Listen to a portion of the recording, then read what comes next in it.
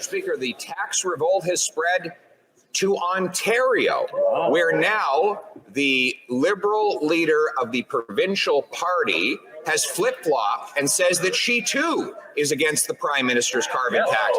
Maybe that's because she read the Parliamentary Budget Officer report showing Ontarians will pay $1,674. That's more than $600 more than the rebate in that province. So, will the Prime Minister allow his Ontario MPs to have a free vote on our common sense Conservative motion to spike the hike?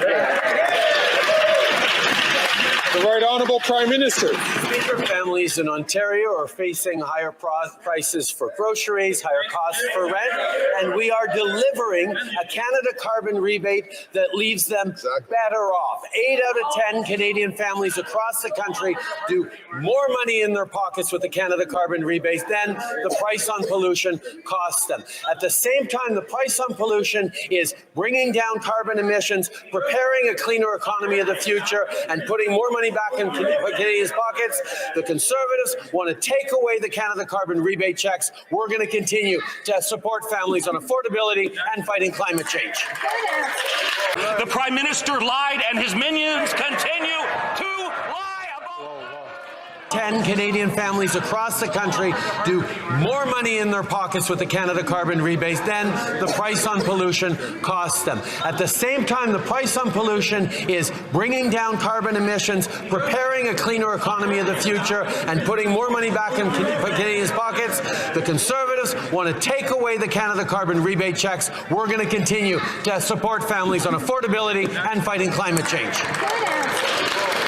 The Honourable Leader of the Opposition. Right from the Parliamentary Budget Officer's numbers, he says $1,674 is the cost of the average Ontario family, and the rebate is only $1,047. So Ontarians are paying more than they get back, just like British Columbians, where the NDP government is administering the federally mandated carbon tax. And according to the Vancouver Sun today, the budget presented by the NDP in that province says the carbon tax will raise $9 billion over 3 years and only pay back $3 billion. Mr. Speaker, that's a net nearly $6 billion net carbon tax cost. Will he allow BC MPs? The Right Honourable Prime Minister. Mr. Speaker, for Canadians watching politics and watching this question period, for reporters up in the gallery, or anyone who wants to see a concrete example of the fact that the leader of the official opposition doesn't care about facts, doesn't care about evidence, doesn't care about how the Federation works. He just wants to make clever arguments to score partisan points. The fact is, Mr. Speaker, the British Columbia price on pollution has been there since 2008 and will continue to be administered by British Columbia, not the federal government.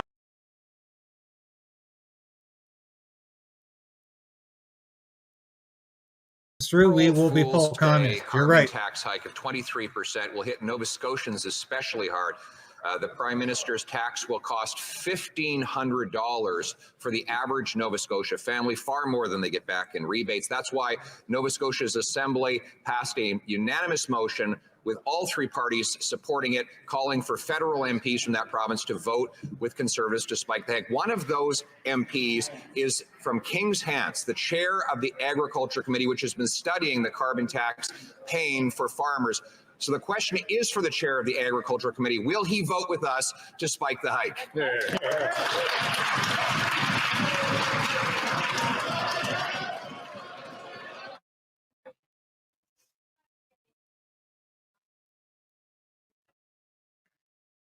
We need to spike the hike. There's no question about it. But Trudeau is adamant about this. He is so damn stubborn about his so-called tax on pollution, which is a scam. And it's a sham to say carbon is the pollution. Order. The pollution is in Trudeau's head.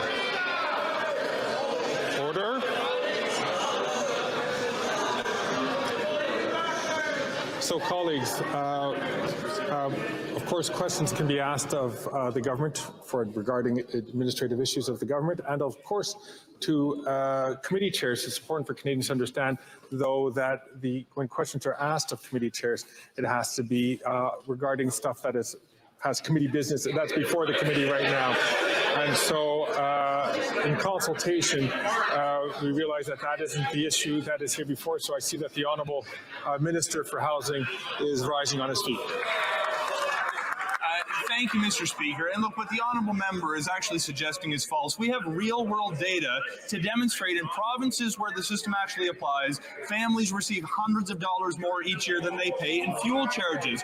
The Conservatives pretend to care about affordability, yet they oppose measures to put more money in the pockets of families. They pretend to care about affordability, but they oppose measures that protect seniors' pensions. They pretend to care about affordability, but they vote against measures to remove the interest on Canada's student loans. Mr. Speaker, we will do everything we can to make life more affordable, including putting more money in the pockets of families while we fight climate change at the same time.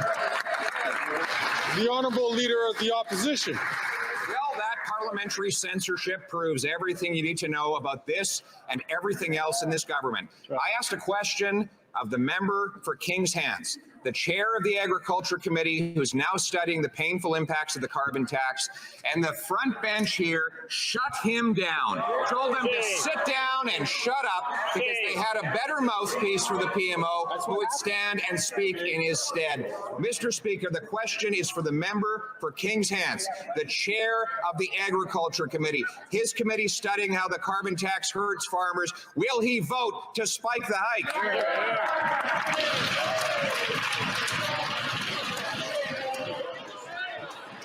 The Honourable Minister for Housing, Infrastructure and Communities. Speaker, if the honourable member has qualms about the member for King's Hands, I can reassure him he is a champion for his community. He launched a petition recently to stand up to the Conservative government in Nova Scotia for changes to the agricultural sector in his community. Every time the Conservatives ask a question about the environment, it's to find out ways that they can do less. The member for Renfrew, Nipissing, Pembroke has suggested flooding in the Ottawa River was a result of regulations that were not in place. The member from Caribou, Prince George, has suggested climate change is not a result of industrial pollution, but of more body heat from a growing population. The member from Red Deer Lacombe visited school kids to say carbon dioxide was plant food. Mr. Speaker, this... It is. You bloody idiot. Nothing but air between your ears. I am so sick of this lie being spread. He's absolutely right. It is a joke. An April Fool's joke, and the joke is on Canadian taxpayers, especially Nova Scotians, who will have to pay $1,500 in higher carbon taxes after that hike goes ahead. He says that the member for King's Hands is a champion who can't even speak, who's silenced by his own MPs. Well, the member. Yeah, that's good. That's good. The Honourable Leader of the Opposition has 10 seconds left on the clock. Will the censored champion break his silence and tell us, will he vote for his constituents to spike the hike, or will he rip them off on April Fool's? The censored champion. That's good. That's really good. The Honourable Minister for Housing, Infrastructure and Communities. Speaker, the Conservatives want to peddle false information to trick Canadians into voting for them. The reality, proven not by projections, but by real-world data, is that people who live in my province receive more money every year from the rebates that they receive than the fuel charge that they pay. It's lie. Conservatives do. Oh. And this idiot looks like he's trying to take off in flight. Well, he spews the nonsense about us getting more back in your rebate.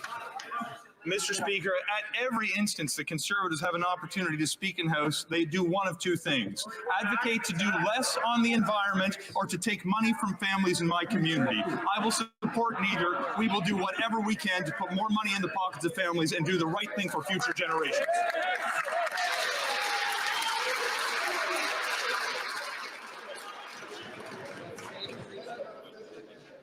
Order.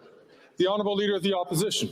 Mr. Speaker, the question was for the silent member from King's Hands.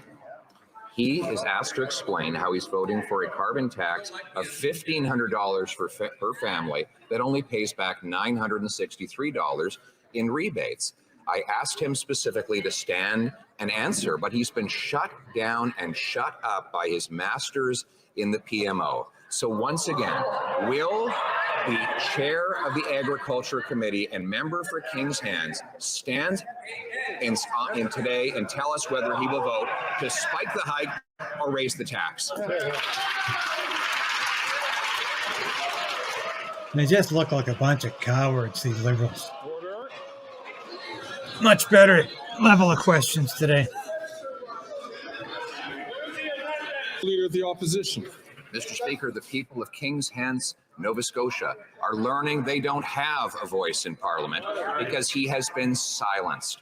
The Prime Minister is terrified that he might stand up and get off script. He knows that the unanimous will of the Nova Scotia legislature, Liberals, Conservatives, and New Democrats, was passed in a motion calling for all of that province's MPs to vote against the hike. So will the member for King's Hands, who's the chair of the Agriculture Committee, stand up for farmers in his riding and vote with us to spike the hike? Yes or no? We have a good debate going on here about spike the hike versus axe the tax. Mr. Speaker, Oh the no. member for Yeah. King's Hands Trudy's stands gone up for the farmers, day. stands up for his Little constituents, he is up. stands up for the people of Nova Scotia, and stands up for the people of Canada every single day. On this side of the House, we are The hell with this to have money for him Ukraine. as our colleague. Why don't And you one pay thing for this, that he Christia? knows is the people of King's Hands do not need cuts, and that is all the Conservatives have to offer them or any single Canadian. The Honourable Leader of the Opposition. Yuki Nancy. The Really. member for King's Hands is in the witness protection program today. He can't possibly stand up when his whip waves for him to sit down, which is exactly what happened a moment ago when I asked him a legitimate question as chair of the Agriculture Committee, a committee that's studying the devastating impact of the carbon tax on farmers in his riding and across the country. So for a sixth time, will he come out of the witness protection program and announce whether he will vote for our motion to spike the hike? He's got him there. That's good. The Witness Honourable protection Deputy Prime program. Minister and Minister of Finance. Mr. Speaker, the Conservatives love to talk Canada down. They I love to traffic talk in Canada fear down. and falsehood. But on this side of the House, we believe in Canada and we believe in Canadians. And that's why I am so glad to share some good news with the members of this House. And that is the inflation number for February, which came out this morning, 2.8% below expectations. Yeah, plus, does anyone believe we're at 2.8% inflation? What nonsense. The plan is working to create a huge depression. That's where we're on the precipice of that. Thank you for watching this episode of Stand on Guard and being a part of the KRAYDEN'S Right channel. If you've watched this episode to this point, you've watched it all. And that's really important for a small station like this. We always say subscribe, hit the bell, be a part of the KRAYDEN resistance. Resolve to resist. That's what we're doing.